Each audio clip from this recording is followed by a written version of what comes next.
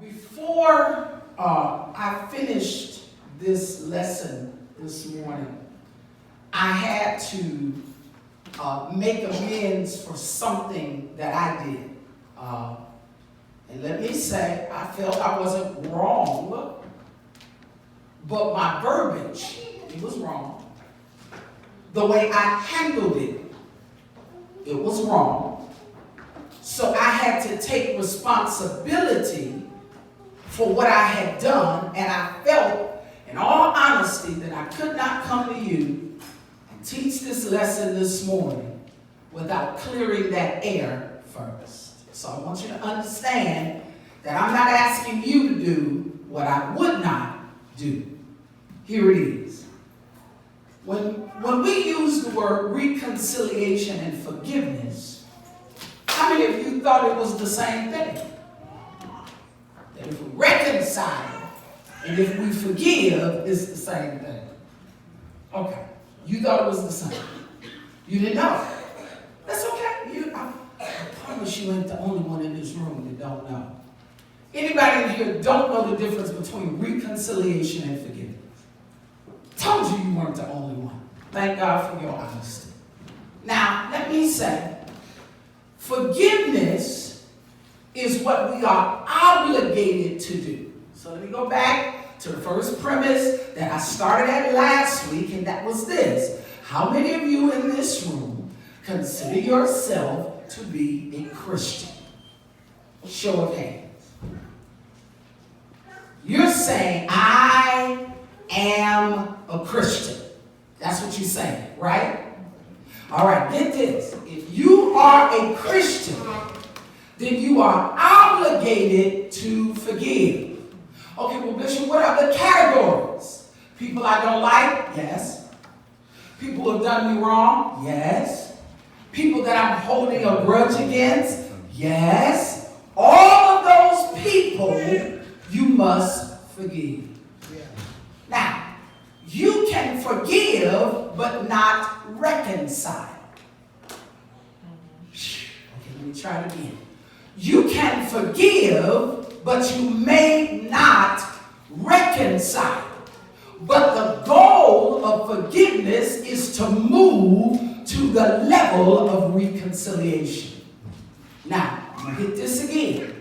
You can reconcile, but it does not mean that the reconciliation is at the same level as the relationship was in the beginning. But your goal, somebody say goal, as a Christian is to move towards full reconciliation. So I want to talk about it.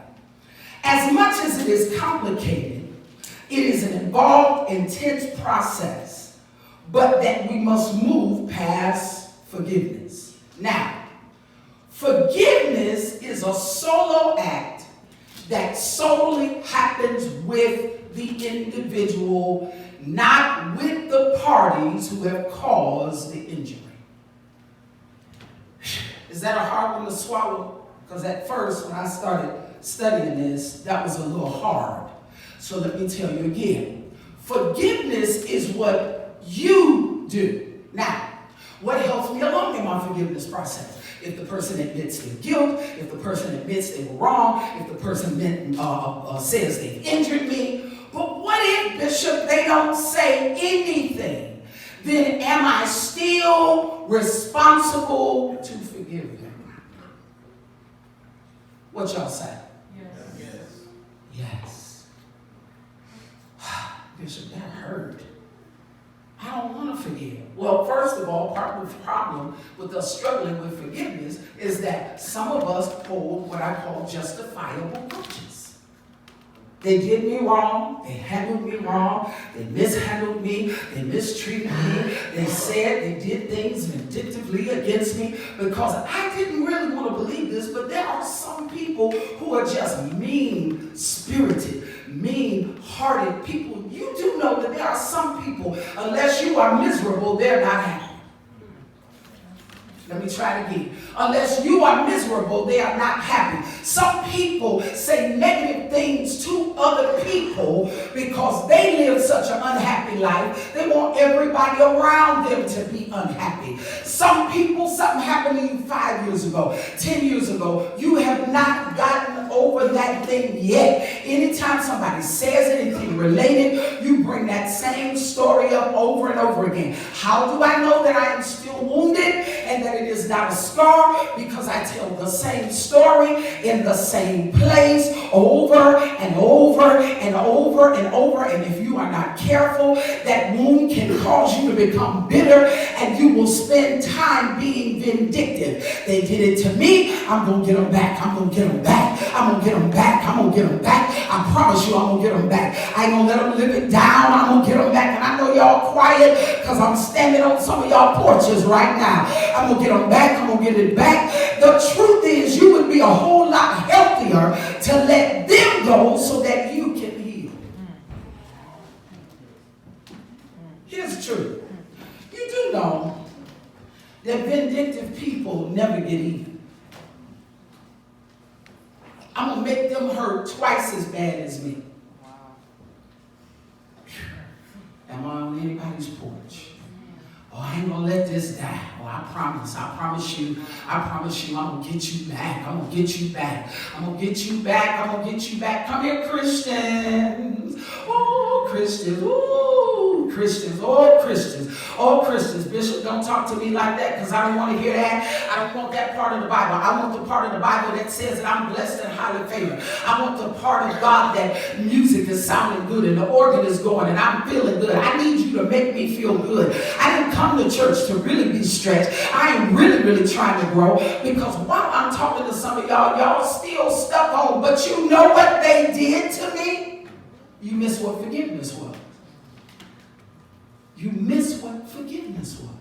Forgiveness is a solo act that you as the individual have to work on your own. Touch yourself, say myself.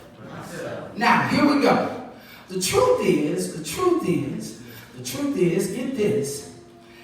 Can I forgive honestly with my mouth, but not forgive in my heart?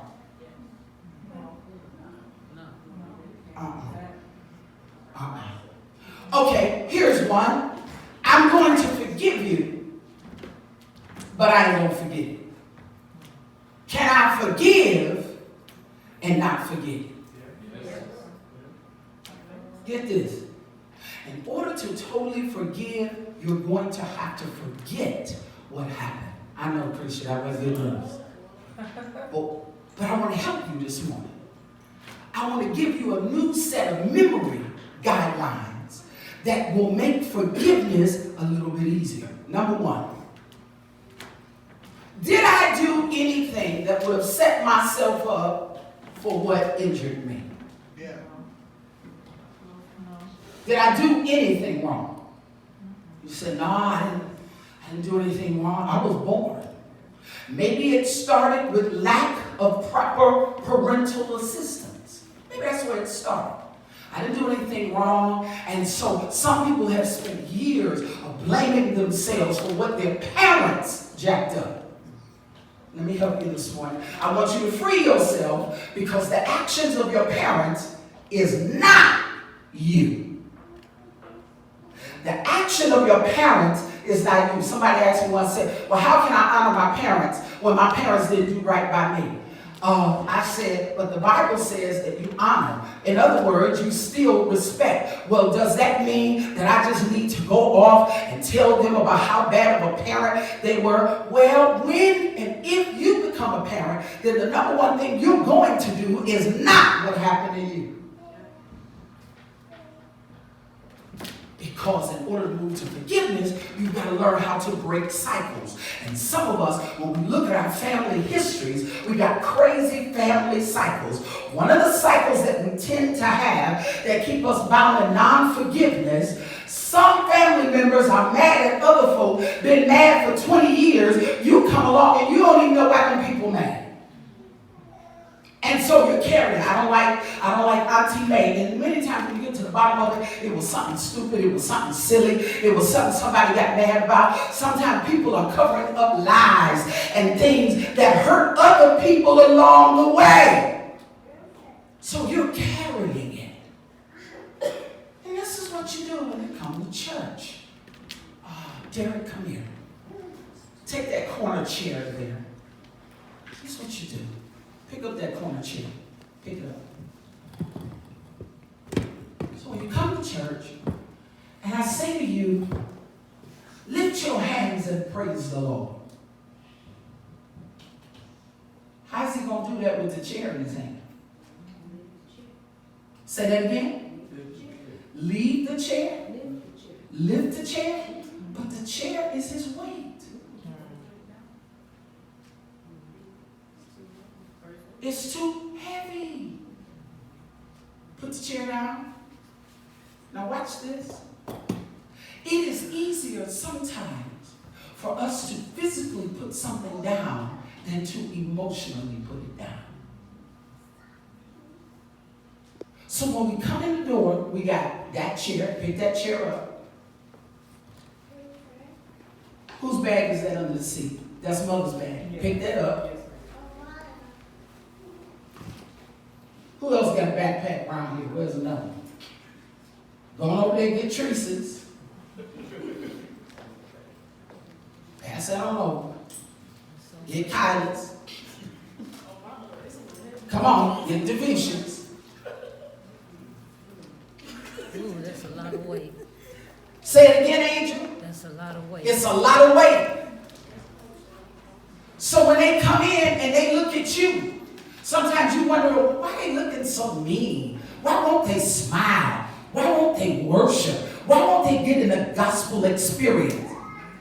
How?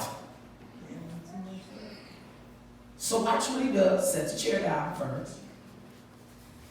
Put all the bags in the chair. Because this is what we do. What has held us, we add on to it, and we keep putting more and more stuff in it. How do we do that? I'm good, I'm straight, ain't nothing wrong with me, I'm all right, I'm over that, I ain't even like that no more, no.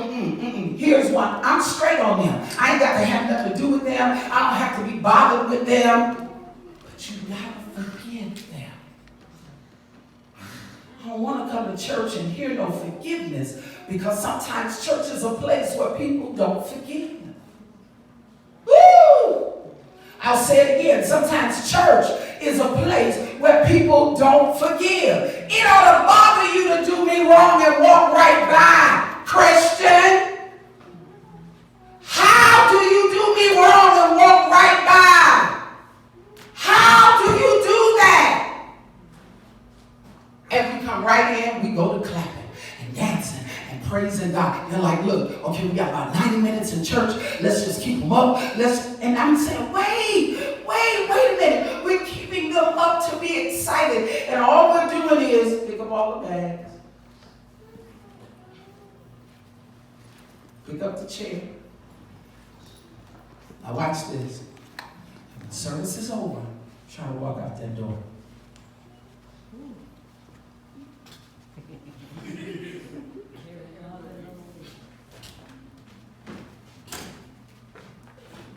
They're like, I'll see y'all next week. See y'all next week.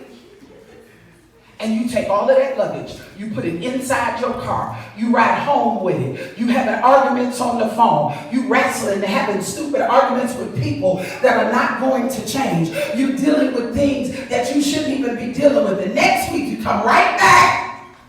Oh, I'm sorry. Wait. Say what, T? That's what I was getting ready to say. How about you pick up that other chair?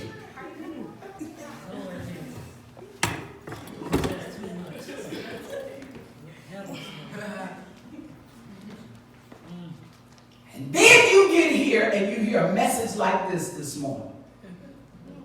You have got to be kidding me. Oh no, I'm holding this and I'm going to get them straight and I'm going to tell them how they did me because they were wrong. Sometimes says you should just keep your mouth closed. So then I come along and I'm poking at you. Forgive.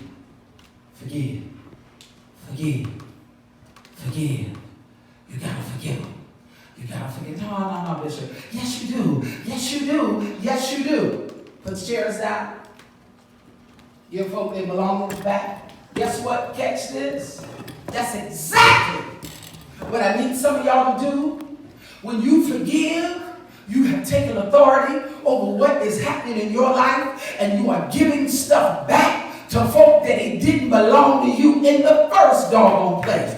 You take your problems back. You take yours back. I got my own stuff I'm wrestling with, and I am not going to be carrying around your stuff. When I come here to get better. If that means all I say is good morning, get my word, and get out of here. I don't hear nobody talking. Let's keep moving because I want to tackle this scripture.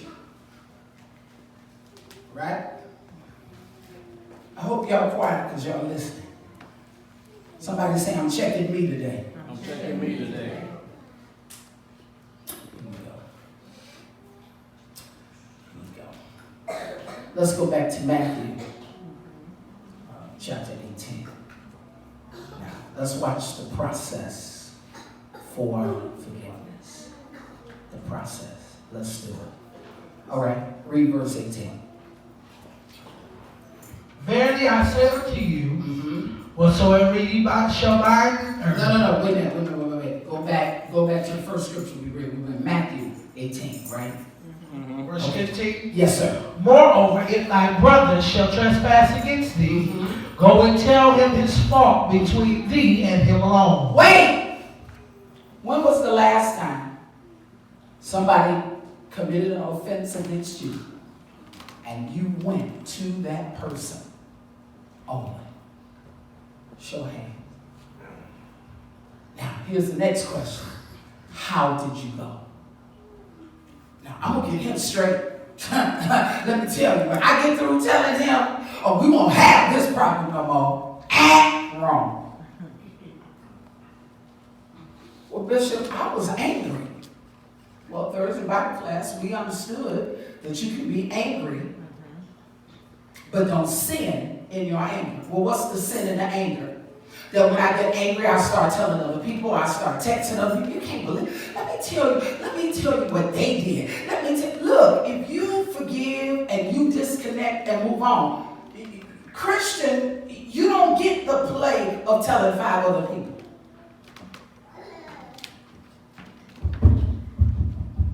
Amen.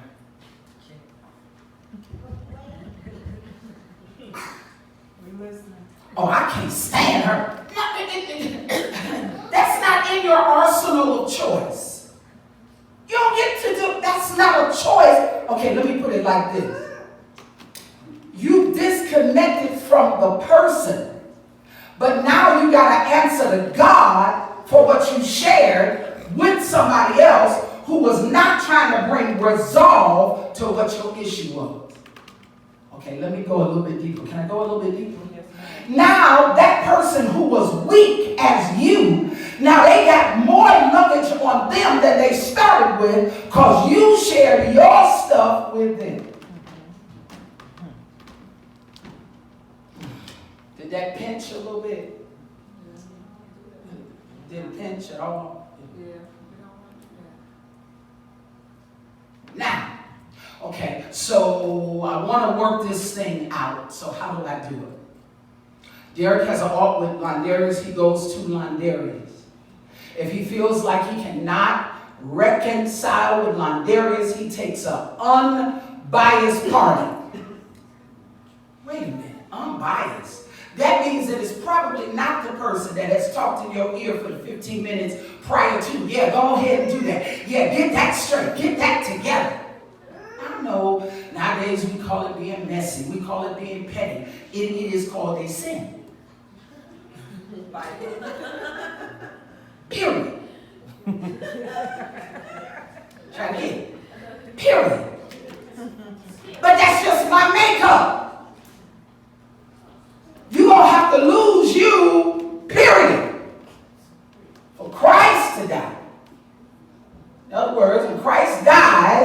than it is for us to gain. And if we're going to gain, then we got to lose us. But I don't like them. Okay, well, it's all right. Somebody probably don't like you. Well, I just feel something. Don't make it deep and spiritual, okay? Don't. Every time I'm around them, I just feel something. They might be feeling something about you. Maybe what you're feeling is you do know like spirits draw to each other. Get this? Lord, help me to say this right. Jesus. God, help me to say this nice. Okay. Y'all ready? Okay, let me see how I can say this. Tia, you praying? Okay. If you have an uncontrollable urge to color, you're going to be drawn to people with an uncontrollable urge to color. That was said nice. That was nice. Now the ones that are like, to what? Praise God. Hallelujah.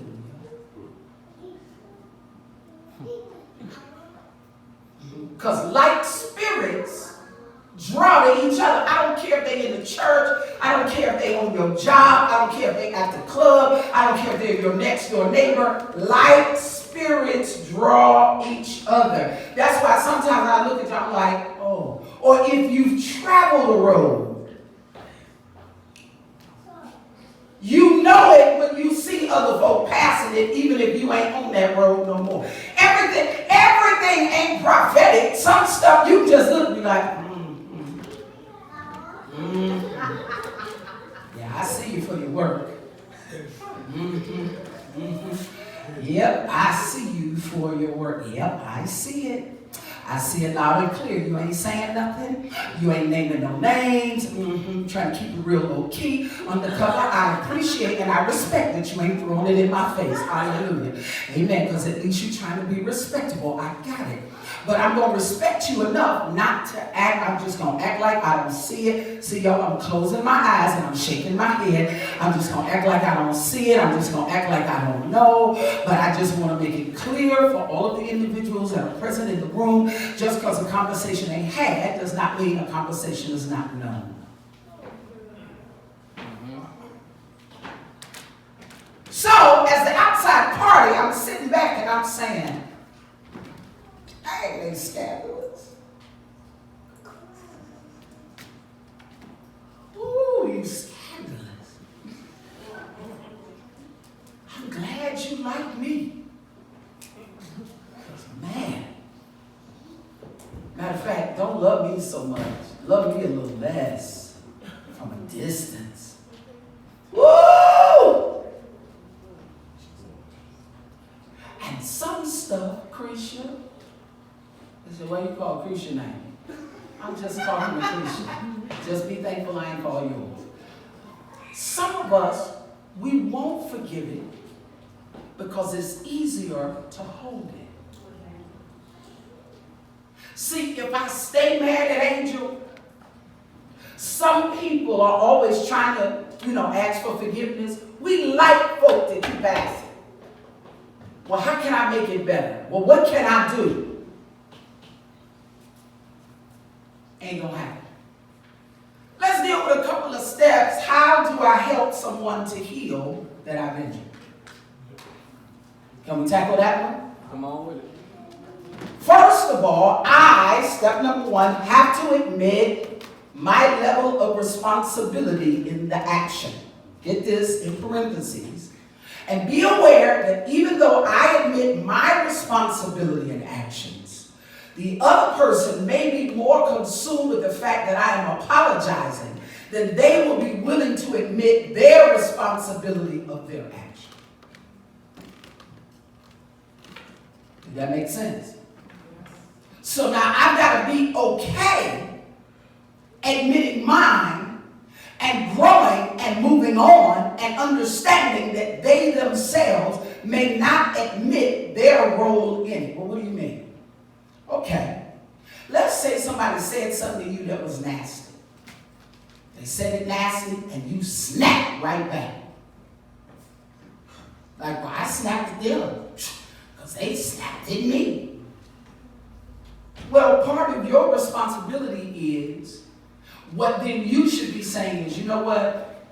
I didn't like what you said to me. And the way that you said it, I immediately snapped back.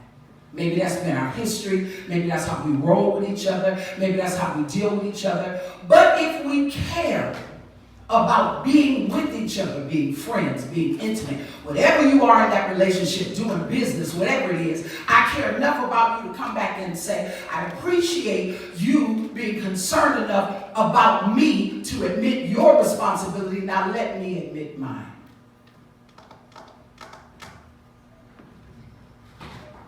Was that a hard pill to swallow? That wasn't hard? Was it hard on there? I know it was hard. It was a little difficult to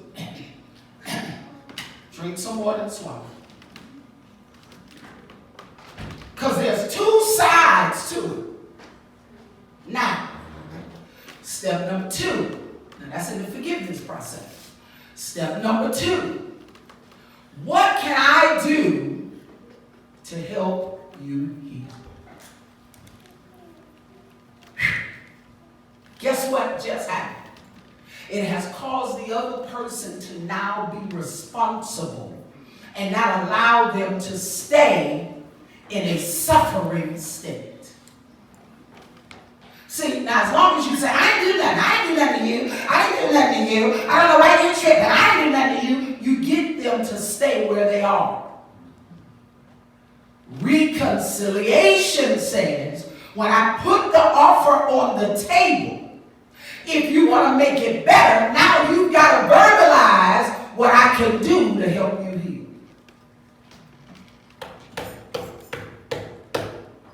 Anybody listening? Am I helping anybody? Yes, ma'am. This morning, I know this is not a shouter, woo, but I got to be real honest with you guys about me and church and this whole thing about how we do church. We go right through the motions. We never admit any responsibility. We never take responsibility for anything we do. We just keep going right on over it. We just keep passing the buck. We just keep blaming other people. Well, the only reason why I get off on you because life is stressing me. Negro, life's stressing me too. That ain't no excuse. Well, the only reason why I treated you that way because that's how you treated me. It might be healthier for me if I disconnect from you so that I can heal, because I'm going to stay in a place of vengeance, which is not healthy for me. Reconciliation. Watch what St. Matthew chapter 18 says. You take one brother, you go, who is impartial. We cannot work it out. We take 2 people. That is not 2 people that you gossiped about that person to. Can I tell y'all, sometimes you can have an issue with a person that ain't had nothing to do with you, but because somebody that they're connected to, they got a problem, so now you got one.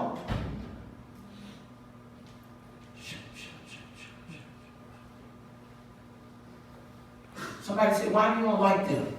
I just don't. When the truth of the matter is, you have allowed what somebody else has told you about that person to be your judgment level about them. Anybody hear me? Deacon Sean raised something in Bible class. I want to talk about it for a minute. He said, Bishop, why? Well, he made this comment about being around bitter people. And he asked me, he said, why are women so bitter? I said, well, a lot of their bitterness comes from y'all. Hello? A lot of the bitterness comes from y'all. I said, see, now watch this. If a man cheats on a woman is more likely to forgive. if a woman cheats on a man, he is packed up, gone, moved to Georgia, and you don't see him no more. That's right. That's right. It ain't no conversation. It ain't no, well, let's try to work it out. Now, I'm not saying it doesn't ever happen on both sides, but I'm saying more often than not. That is what I'm saying. And I said, so what we do as women, we don't recognize in a lot of areas where we've been dropped and wounded as young girls, it grows, it festers. Some of us have been dropped by fathers. Some of us have been dropped by previous relationships. Some of us have been dropped by other people who we trusted. Some of us have been molested. Some of us have been touched inappropriately by family members. So we're carrying all of this luggage. Some of them got baby daddy issues where they mad, they angry. They're like, I'm mama 24/7 and he shows up when he wants to. Yes, I do feel some kind of way. Yes, I'm angry. Yes, I'm mad. Yes, I'm bitter. Yes, I feel all of that. You want to know why I'm bitter? You don't really want to know for real why I'm bitter. You don't really want to know why I'm mad. And I said, so the bitterness builds. Then when a good person comes along, you so jacked up. And that's why sometimes I just tell people, get you a life, do some healing before you venture back off into who you're going to be with. Can I tell you what most of us do? Before we get over one relationship, and I love this modern day language that you all use. We just talking. We just kicking it. Y'all in a whole relationship without a title. Oh, I'm not in a relationship. No, you felt some kind of way when they didn't call you. That's an emotional relationship. And this is what's crazy, Kyla. I don't understand. I'm trying to learn, but I really don't understand. And then they say, well, I didn't tell them to get the emotions tied up. We talking all the time. We sharing stuff. We spending time together. Now you tripping because I feel some kind of a way emotionally. So when that person does something to you, you cannot forgive them because what prevents forgiveness? I'm tied up emotionally. Now I don't feel nothing. They can just go. Let me tell you what that's saying about you. Can we come a little closer? What you're saying is, I don't want to get tied up and put my all in. I'll put in a little bit. Watch this, Gerald. They'll put their body in, but they won't put their mind in. How do you give your body and your mind somewhere else? Okay, wait a minute, okay. So you give them your body since y'all ain't actually together. Right. Then they go give their body to somebody else. Then they come back and bring their body to you. I know you don't feel no kind of way if you catch something, right? You couldn't. How? I use protection. Come here, church. Come here. There are women who will tell you who have been on birth control pills. They was like, I was doing everything I was supposed to do and still got pregnant.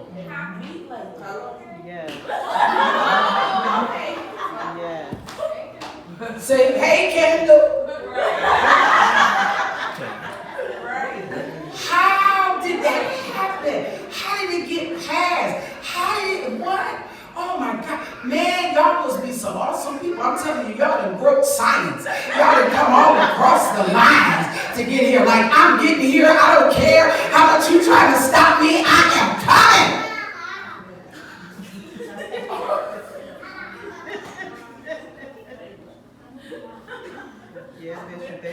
So how is it that you think that you're disconnected? The truth is, we struggle with forgiveness when there has been an emotional breach. People that we care nothing about, it does not matter to us if they don't forgive us, if we don't forgive them, and we live in a very disconnected culture. We were talking about this in Bible class, how years ago, your parents, I asked Derek in Bible class, I said, how long has Granny lived in her house? I think he told me like 40 years, something like that. It was very common for older people to live in the same house 20, 25, 30, 35, 40 years. They did not change their houses. They did not change their phone numbers. It was the same process. If you moved, when your friends came in town, they went to your mama's house, your grandmama's house, looking for you because they were stable. Now everything is uprooted. Your address, your phone number, your free willing emotions. So it's easy not to forgive, and you clearly ain't thinking about reconciling. Now, let's tackle reconciling for a few minutes and then I'm done. When I reconcile, my goal is that me and the other person will restore what was lost. You know how much work that takes? Now I'm telling you this, I am the Gorilla Glue guru. If I put Gorilla Glue on it, it ain't never moving. You tell me something loose, if I put Gorilla Glue on it, it's going to be there. You put your hand on it, it's going to be stuck too. Okay? But what I noticed, Kyla, even with Gorilla Glue, when you glue something back together, it'll still have the little wedges where it was broken. But I want it to be restored so that it doesn't show. So I asked God, well, God, if it shows, then have I really reconciled? This is what the Lord gave me. As long as it is not a wound, but it is a scar. The scar is the evidence that there was something that occurred, but it was restored back.